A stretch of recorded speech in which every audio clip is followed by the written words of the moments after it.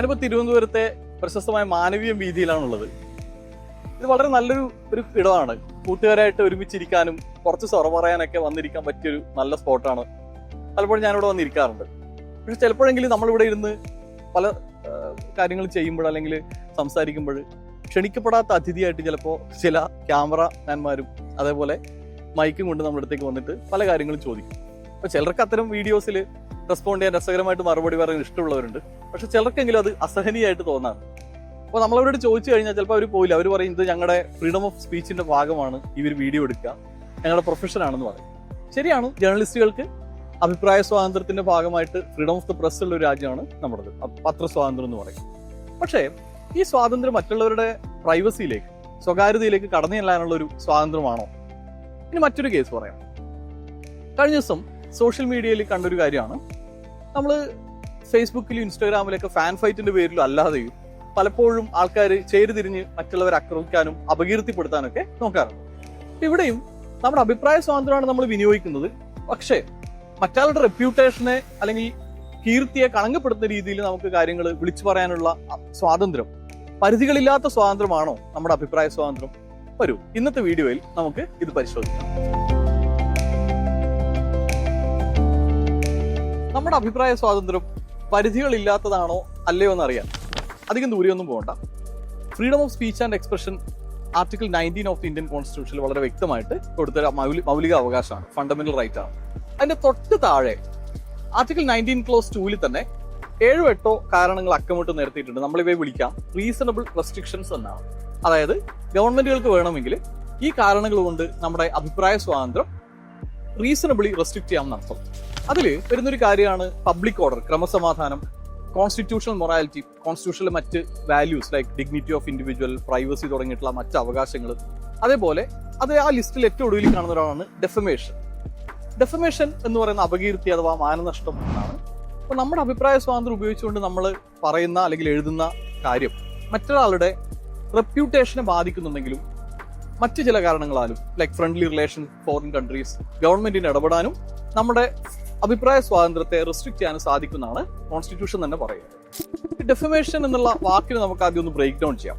Fame എന്ന് വെച്ചാൽ കീർത്തി അഥവാ സൽപ്പേര് എന്നാണ്. ഡിഫെയിം എന്ന് പറഞ്ഞാൽ ഒരാളെ അപകീർത്തിപ്പെടുത്തുക എന്നാണ്. അപ്പോൾ എന്താണ് ഡിഫമേഷൻ എന്നുള്ളത് കോൺസ്റ്റിറ്റ്യൂഷനിൽ നമ്മൾ നേരത്തെ പറഞ്ഞ ആർട്ടിക്കിൾ 19 ഡിഫൈൻ ചെയ്യുന്നില്ല. അത് ഡിഫൈൻ ചെയ്തിരിക്കുന്നതും ഇതൊരു ക്രിമിനൽ കുറ്റാക്കിയിരിക്കുന്നതും ഭാരതീയ ന്യായ സംഹിത സെക്ഷൻ 356 എന്ന വകുപ്പിന്റെ കീഴിലാണ്. ആ ആക്ടിൽ കൃത്യമായിട്ട് ഡിഫമേഷൻ എന്താണ് എന്ന് ഡിഫൈൻ ചെയ്യുന്നുണ്ട്. അതിന്റെ ഡെഫിനിഷൻ ഏകദേശം ഇങ്ങനെയാണ്: നമ്മളൊരാള് എന്തെങ്കിലും പബ്ലിഷ് ചെയ്യുന്നു, അത് സ്പോക്കൺ വേർഡ്സ് ആവാം, റിട്ടേൺ വേർഡ്സ് ആവാം, അതേപോലെ സൈൻസ് ഓർ വിസിബിൾ റെപ്രസെന്റേഷനിലൂടെ വീഡിയോ അല്ലെങ്കിൽ സിനിമകള്, സോങ്സ്, ഇത്തരത്തിലുള്ള ഏതൊരു മീഡിയത്തിലൂടെയും മറ്റൊരാളുടെ റെപ്യൂട്ടേഷനെ ബാധിക്കുന്ന എന്തെങ്കിലും നമ്മൾ പ്രസിദ്ധീകരിക്കുകയാണെങ്കിൽ ദാറ്റ് അമൗണ്ട്സ് ടു ഡിഫമേഷൻ. ഇത് ക്രിമിനൽ കുറ്റമായതുകൊണ്ട് തന്നെ ഇതിന് 2 വർഷം വരെ തടവ്, സിമ്പിൾ ഇംപ്രിസൺമെന്റും ഫൈനും, അതോ ഇത് രണ്ടും കൂടി കൂടുതൽ ഗുരുതരമായ ഡിഫമേഷൻ നടത്തിയവർക്ക് ഫൈനോട് കൂടിയുള്ള ഇംപ്രിസൺമെന്റും ആണ്. 2 വർഷം വരെയാണ് തടവ് കിട്ടുക. അതാണ് ഇതിന്റെ പരമാവധി ശിക്ഷ. അതോടൊപ്പം ഭാരതീയ ന്യായ സംഹിത ആദ്യമായിട്ട് പുതിയൊരു ഫോം ഓഫ് പണിഷ്മെന്റ് ഇൻട്രൊഡ്യൂസ് ചെയ്തു, കമ്മ്യൂണിറ്റി സർവീസ്. അപ്പോൾ മറ്റൊരാളുടെ റെപ്യൂട്ടേഷനെ ബാധിക്കുന്ന രീതിയിൽ നമ്മൾ എന്തെങ്കിലും എഴുതുക, ഇപ്പൊ സോഷ്യൽ മീഡിയയിൽ പോലും കമന്റ് ബോക്സിലൊക്കെ നമ്മൾ അങ്ങനെ എഴുതിയിട്ടാൽ നമുക്ക് കമ്മ്യൂണിറ്റി സർവീസ് എന്നൊരു പണിഷ്മെന്റും കിട്ടും. അടുത്തതായി നമ്മൾ മനസ്സിലാക്കേണ്ടത് ഡെഫമേഷനെ നിയമം 2 തരത്തിൽ ക്ലാസിഫൈ ചെയ്തിട്ടുണ്ട്, സിവിൽ എന്നും ക്രിമിനൽ എന്നും. എത്രമാത്രം ഹാംഫുൾ ആണ് മറ്റൊരാളുടെ റെപ്യൂട്ടേഷന് മേലെ നമ്മുടെ വാക്കുകളും അല്ലെങ്കിൽ നമ്മൾ പറയുന്ന ഒപ്പീനിയൻ എന്നുള്ളതിനെ അടിസ്ഥാനമാക്കിയിട്ടാണ് സിവിൽ ആൻഡ് ക്രിമിനൽ ഡിഫമേഷൻ എന്നത്. സ്വാഭാവികമായിട്ടും കൂടുതൽ ഹാംഫുൾ ആയിട്ടുള്ള ആരോപണങ്ങൾ, അങ്ങനെയുള്ള കാര്യങ്ങൾ ക്രിമിനൽ ഡിഫമേഷന്റെ പരിധിയിൽ ആണ് വരുന്നത്. അതിനാണ് നമ്മൾ നേരത്തെ പറഞ്ഞ ഇംപ്രിസൺമെന്റ് ഉൾപ്പെടെയുള്ള ശിക്ഷ കിട്ടുന്നത്. അതേസമയത്ത് സിവിൽ ഡിഫമേഷൻ അതിന് കിട്ടുന്ന പണിഷ്മെന്റ് എന്ന് പറഞ്ഞാൽ മോണിറ്ററി കോമ്പൻസേഷൻ നമ്മൾ കൊടുക്കുക എന്നുള്ളതാണ്. അപ്പോൾ ആ ഒരു കാര്യത്തിലാണ്, പണിഷ്മെന്റിന്റെ കാര്യത്തിലാണ് ഈ 2 തരത്തിലുള്ള ഡിഫമേഷൻ വ്യത്യാസപ്പെട്ടിരിക്കുന്നത്. ഇനി മറ്റൊരു കാര്യം, എവിടെയാണ് നമ്മൾ ഡിഫമേഷൻ കംപ്ലൈന്റ് ഫയൽ ചെയ്യുക? സാധാരണ ഒരു കംപ്ലൈന്റ് നമുക്കുണ്ടെങ്കിൽ പോലീസ് സ്റ്റേഷനിൽ പോയിട്ടാണ് നമ്മൾ പരാതി കൊടുക്കേണ്ടതെങ്കിൽ ഇവിടെ മജിസ്ട്രേറ്റ് കോടതിയിൽ പോയിട്ടും നമുക്ക് നേരിട്ട് പരാതി ബോധിപ്പിക്കാവുന്നതാണ്. കാരണം റെപ്യൂട്ടേഷൻ എന്നുള്ളത് നമ്മുടെ മൗലിക അവകാശങ്ങളുടെ ഭാഗമാണ്. ഇനി ഞാൻ പറയാൻ പോകുന്നത് വളരെ പ്രധാനപ്പെട്ട ഒരു കാര്യമാണ്. നമുക്ക് പലർക്കുള്ളൊരു സംശയമാണ്, നമ്മൾ സോഷ്യൽ മീഡിയയിൽ പോസ്റ്റ് ചെയ്യുന്ന പോസ്റ്റുകൾക്ക് താഴെ നമുക്ക് ഇഷ്ടമല്ലാത്ത രീതിയിലുള്ള കമന്റ്സ് വന്ന് പോസ്റ്റ് ചെയ്യുന്നവരെ നമുക്ക് എന്തെങ്കിലും രീതിയിൽ നിയമ നടപടി എടുക്കാൻ പറ്റുമോ? തീർച്ചയായിട്ടും പറ്റും. കാരണം ഡിഫമേഷന്റെ പരിധിയിൽ section 356 of the BNS cyber ഡിഫമേഷനും ഉൾപ്പെടും. എന്ന് പറഞ്ഞാൽ അനാവശ്യമായ രീതിയിൽ അപകീർത്തികരമായ കമന്റ്സ് അല്ലെങ്കിൽ ഈ പറഞ്ഞ പരാമർശങ്ങൾ സൈബർ ഇടത്തിൽ ഉപയോഗിക്കുന്നവർക്കെതിരെയും നമുക്ക് ഈ സെക്ഷൻ വെച്ച് നിയമ നടപടി സ്വീകരിക്കാം. അതാണ് പലപ്പോഴും നമ്മൾ സെലിബ്രിറ്റീസിന്റെ ഒക്കെ ഫോട്ടോയുടെ താഴെ അനാവശ്യമായിട്ട് പോയി ഇങ്ങനെ മോശം കമന്റ് ഇടുന്നവർക്കെതിരെ നിയമ നടപടി സ്വീകരിച്ചു നമ്മൾ കേൾക്കും. അത് ഈ സെക്ഷൻ 356 പ്രകാരം തന്നെയാണ്. ജാഗ്രത, ജയിൽ വരെ കിട്ടാവുന്ന കുറ്റമാണ് ഇത്തരം കമന്റുകൾ ഇടുന്നത്. അതേപോലെ IT ആക്ട്, ഇൻഫർമേഷൻ ടെക്നോളജി ആക്ടിന്റെ പ്രൊവിഷൻസ് പ്രകാരവും ഇത്തരം കമന്റ് ഇടുന്നവർക്കെതിരെ കേസെടുക്കാൻ സാധിക്കും. ഇങ്ങനെയൊക്കെ ആണെങ്കിലും അഭിപ്രായ സ്വാതന്ത്ര്യത്തിന് മേലുള്ള അനാവശ്യമായ ഒരു അറ്റാക്ക്, ഒരു ആക്രമണമായിട്ടാണ്, കടന്നുകയറ്റമായിട്ടാണ് ഡിഫമേഷനെ പലരും കാണുന്നത്. അപ്പോൾ ഇതിൽ സുപ്രീം കോടതിയുടെ നിലപാട് എന്താണ് എന്ന് നമുക്ക് പരിശോധിക്കാം. 2016 സുബ്രഹ്മണ്യൻ സ്വാമി കേസിൽ സുപ്രീം കോടതി ഡിഫമേഷൻ പ്രൊവിഷന്റെ കോൺസ്റ്റിറ്റ്യൂഷണൽ വാലിഡിറ്റി വിശദമായി പരിശോധിക്കുകയും അത് അപ്ഹോൾഡ് ചെയ്യുകയും ചെയ്തിട്ടുണ്ട്. എന്നിട്ട് പറഞ്ഞു, ഒരാളുടെ right to life and personal liberty under article 21 അത് ഉറപ്പുകൊടുക്കുന്ന അതിന്റെ ഭാഗമായിട്ടുള്ളൊരു അവകാശമാണ് റൈറ്റ് ടു റെപ്യൂട്ടേഷൻ. അപ്പോൾ നമ്മുടെ അഭിപ്രായ സ്വാതന്ത്ര്യം മറ്റൊരാളുടെ റെപ്യൂട്ടേഷനെ ഹാംഫുൾ ആയിട്ട് ബാധിക്കുന്നുണ്ടെങ്കിൽ അതുകൊണ്ട് തന്നെ ആ ഒരു കേസിൽ ഡിഫമേഷൻ ലോന് പ്രസക്തിയുണ്ട്. അതുകൊണ്ട് defamation law is completely constitutional എന്നുള്ളതാണ് 2016 സുപ്രീം കോടതിയുടെ നിലപാട്. അതിനുശേഷവും ധാരാളം ഡിഫമേഷൻ സ്യൂട്ട്സ് നമ്മുടെ സിസ്റ്റത്തിൽ വന്നിട്ടുണ്ട്.